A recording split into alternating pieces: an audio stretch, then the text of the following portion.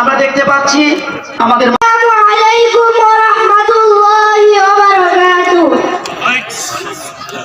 একটি সুখ সংবাদ ইসলামপুর নির্বাসী আব্বাসের ছোট ভাই কুদ্দুস ইন্তিকাল করে আছে।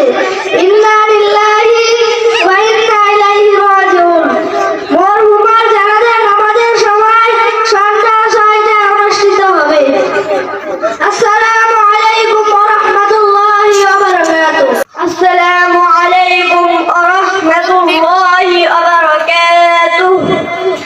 আপনারা যারা আরবিতে নিয়ত করবেন তারা আরবিতে বলবেন, আর যারা আরবিতে বাংলায় নিয়ত করবেন তারা এইভাবে বলবেন। যারা নামাজ পড়ে ভাইয়া 4 তাকবীরের সহিত এই ইমামের পিছনে আদায় করতেছে আল্লাহু আকবার। যারা নামাজ পড়ে ভাইয়া 4 তাকবীরের সহিত আদায় করতেছে আল্লাহু আকবার।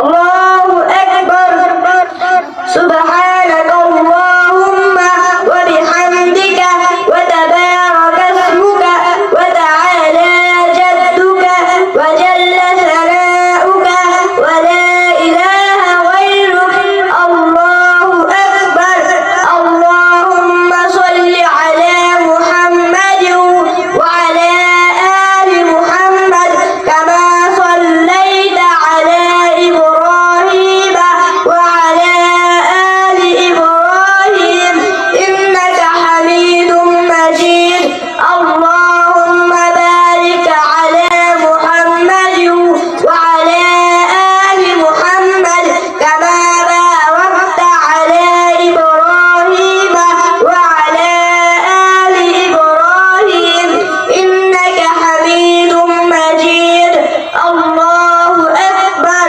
اللهم اغفر لحينا وميتنا وشاهدنا وغائبنا وصغيرنا وكبيرنا وذكرنا وأنثانا اللهم من أحييته منا فأحيه على الإسلام ومن توفيته منا فتوفه على الإيمان الله أكبر السلام عليكم ورحمة الله السلام عليكم ورحمة الله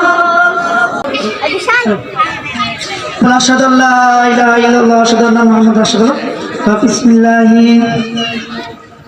وعلى ملة رسول الله সকলে বলি মাশাআল্লাহ। যে বাচ্চা এখন আজকে জানাজার নামাজ পড়াতে পারলো সে কি আর কখনো ভুলবে এটা?